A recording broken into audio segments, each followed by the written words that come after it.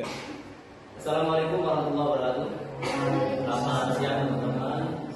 Hari ini kita akan mempelajari tentang teori rumah masyarakat. Sebelumnya, ini hadir semua? Alhamdulillah ya. Oke, baik teman-teman. Barangkali sebagai penyemangat ini, sebelum kita mulai ke materi, ini harus mengenali dulu apa ya itu teori rumah masyarakat Islam. Karena teman-teman ini calon-calon orang yang akan memimpin di masyarakat, yang akan mengembangkan masyarakat, terutama masyarakat Islami yang moderat, dinamis, dan efisien. Baik, selanjutnya teman-teman semuanya, ini slide pertama teman-teman ada teori pembangunan masyarakat ya. Ini gambarnya sudah dicetak biru semua. Ini kemandirian masyarakat yang berpartisipasi, kesejahteraan dan berkelanjutan. Artinya pengembangan teman ketika mengembangkan satu masyarakat, elemen masyarakat itu berkelanjutan, bukan hanya sementara. Kita itu kan kadang kalau PPL, KM tidak bisa mengembangkan, tapi itu kan sifatnya hanya sementara, tidak berkelanjutan, ya kan? Nah, ini mungkin kan semester akhir nanti teman-teman akan simulasi praktek pengembangan di masyarakat. Nah, ini deskripsi singkatnya seperti ini teman-teman ya. Nah, ini yang setelah berkelanjutan ini nanti kita bisa praktekkan untuk studi selanjutnya. Baik, selanjutnya teman-teman ini ada, nah, kelihatan jelas gambarnya? Banyak warnanya ya. Nah, ini kayak sekolah teks atau ini mahasiswa. Dan ini apa saja sih yang diteliti di masyarakat itu supaya kita bisa mengembangkan teori dengan sempurna sesuai dengan kebutuhan masyarakat. Ini menjembatani jurang ketimpangan menuju visi kesejahteraan. Jadi nanti goalnya visinya ke sini, kesejahteraan masyarakat. Kira-kira sekarang sudah sejahtera belum masyarakat? Belum ya, apalagi BBM kan BBM. Nah, ini teman-teman pertama realita akar rumputnya. Apa nih permasalahannya? Ya, kita teliti dulu ketimpangan sosial dan ekonomi yang melebar, tingginya angka kemiskinan dan pengangguran. Biasanya di masyarakat ini ada yang unsur ini. Rendahnya akses terhadap pendidikan dan kesehatan. Ini akar masalah dulu nih. Ya, kalau mau mengembangkan satu masyarakat, akar realita akar rumputnya itu diketahui dulu. Nah, baru kemudian ini solusinya. Solusinya apa? Nih. Ya, solusi pengembangan masyarakat hadir sebagai intervensi sistematik, bukan sekedar bantuan kualitatif, melainkan rekonstruksi kapasitas masyarakat. Maksudnya bantuan kualitatif ini bantuan yang instan gitu. Jadi masyarakat tidak dirangsang untuk bisa memancing, tapi tidak langsung dikasihkan, jangan langsung habis. Tapi kalau dikasih mancing kan awet. Gitu. Maksudnya tujuannya seperti itu. Kenapa sekarang tuh ada program-program untuk pengembangan masyarakat dengan ada operasi, ada MBT, itu maksudnya supaya berkelanjutan, bukan hanya bantuan yang instan langsung. Berarti ya, termasuk teman-teman juga beasiswa ini, kan ada yang beasiswa dapat tuh. Kalau beasiswanya diputar atau dikembangkan, bukan hanya sekedar beasiswa berbentuk uang, itu bisa berkelanjutan, Pak. Ya, bisa terus langsung berkembang. Terus nanti teman-teman punya misi masa depan. Misinya apa? Kita mengembangkan masyarakat ini, masyarakat misalkan Pulau Sunda, masyarakat Pulau Jawa apa? Pembangunan yang sepenuhnya berbasis partisipasi. Biar masyarakat itu ikut gotong royong, jangan kita aja yang capek. Paham ya? Kalau kamu sudah bisa ngajak masyarakat untuk gotong royong, kerja bakti, berarti sudah sukses. Masyarakat yang berdaya dan mandiri. Masyarakat tidak pernah mengemis bantuan, tidak pernah mengandalkan orang lain untuk dan lain. Dia bersuasembada pangan, ekonominya ya hasil kerja keringat sendiri. Harus bisa seperti itu. Terus ketiga, kesetaraan akses untuk seluruh lapisan. Jadi tidak ada yang dibeda-bedakan. Ini lagi miskin, janda-janda, tua, misalkan ekonominya merosot, kita angkat. Jangan sampai satu kaya, satu miskin. Nah itu kan berbahaya teman-teman. Oke.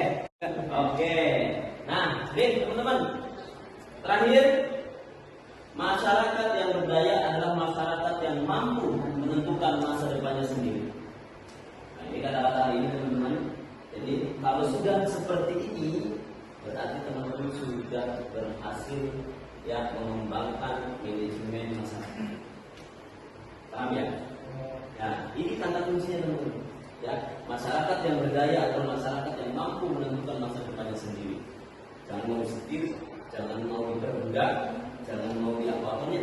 Kita akan menentukan nasib kita sendiri dengan usaha maksudnya seperti itu. Nah, teman-teman sebagai fasilitator saja, ya, sebagai fasilitator saja, karena teman-teman akan pulang ke desanya masing-masing. Oke, paham ya? Paham ya? Oke, ada yang mau ditanyakan barangkali silakan. Oke, Ustaz.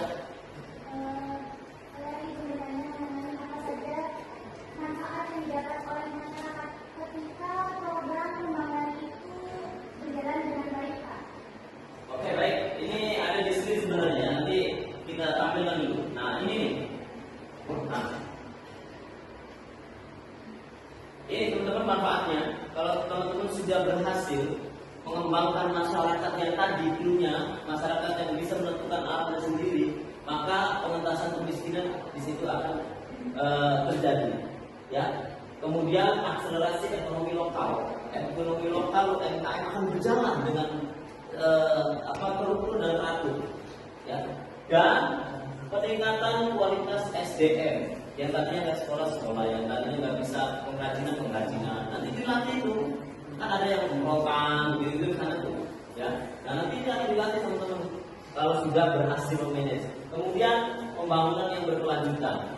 Jadi pembangunan fasilitas masyarakat itu nanti akan dibangun bersama, gorong-gorong, terus saung ronda dan lain-lain. Pokoknya gotong royongnya akan berlanjut. Di antaranya 4 ini. Sebenarnya masih banyak, tapi kita tampilkan 4 saja. Oke, satu lagi barangkali. Izin bertanya, Pak. Ini kan Ya, mengenai yang tadi sudah dipaparkan, pasti ya ada faktor-faktor. Nah, yang saya tanyakan mungkin faktor terbesar hambatan dalam mengembangkan masyarakat tersebut. faktor terbesar dalam hambatan mengembangkan masyarakat. Oke. Nah, di sini teman-teman. Oke. Nah, ini. Kalau teman-teman melihat runtut dari sini, faktor yang pertama yang paling besar itu kemungkinan konflik sosial horizontal. Ini PR-nya buat teman-teman. Teman-teman mengembangkan, tapi di situ ada masalah. Ada masyarakat yang bertengkar. Berarti kan harus selesaikan dulu. Gak perlu di PR. Ya. Nah, ini makanya kenapa tadi ada mata kuliah manajemen konflik tadi itu untuk menyelesaikan dulu. Konfliknya selesaikan dulu baru mengembangkan. Karena kita kan bicaranya pengembangan, tapi harus selesaikan dulu masalahnya. Berarti double kita. Kalau urutan ini ya, makanya faktor ini ya bisa diurut dengan sesuai permasalahannya. Tapi kalau di sini ya ini sebenarnya besar semua.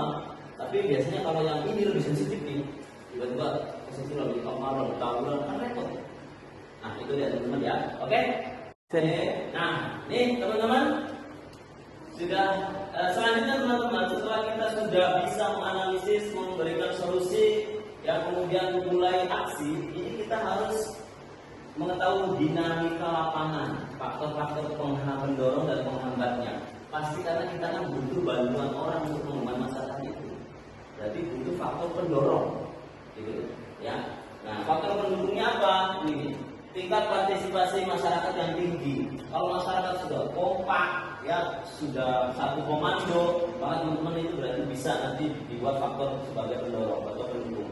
Kuatnya modal sosial dan tingkat kepercayaan warga. Donatur biasanya di sini, tapi dari warga donaturnya, ya biasanya donatur baik sumbangsi harta ataupun pemikiran, ya kan banyak di masyarakat itu donatur biasanya Pak Haji atau yang punya perusahaan itu kan.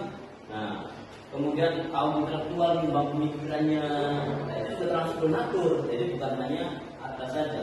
Kehadiran pemimpin lokal dan pemimpin lokal yang visioner. Artinya pemimpin lokal yang bisa diajak kerjasama untuk memajukan. Kan ada orang tuh putra bangsa, putra daerah, putra desa, tapi ya nggak mau membangun di desanya, lebih memilih di luar.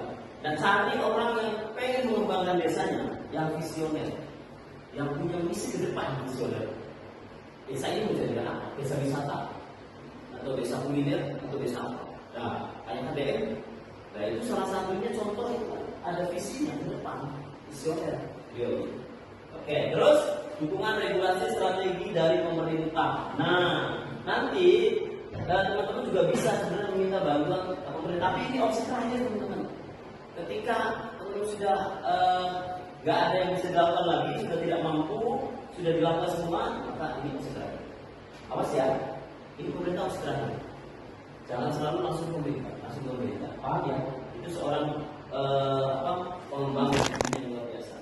Faktor penambahnya ini munculnya konflik sosial horizontal. Nah, tadi kan ada manajemen konflik. Nah, ini konflik muncul di masyarakat biasanya. Saling salah paham, ada yang mampu dan lain sebagainya. Nah, itu nanti sering muncul. Ya, mentalitas yang tergantung akut terhadap bantuan luar.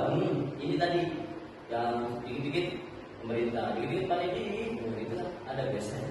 Nah, ini dikit-dikit begini. Tapi di atasnya sendiri teman-teman sama masyarakat. Rendahnya kapasitas sumber daya manusia. Barangkali ya, contohnya kurang, sekolahnya putus atau apalagi yang dulunya nggak sekolah kan. Itu bukan kaum tertulang kayak kita begini. Mungkin biasanya orang-orang tua dulu yang sekolahnya mungkin rendah banget. Ya. Keterbatasan infrastruktur fisik dan sumber daya alam.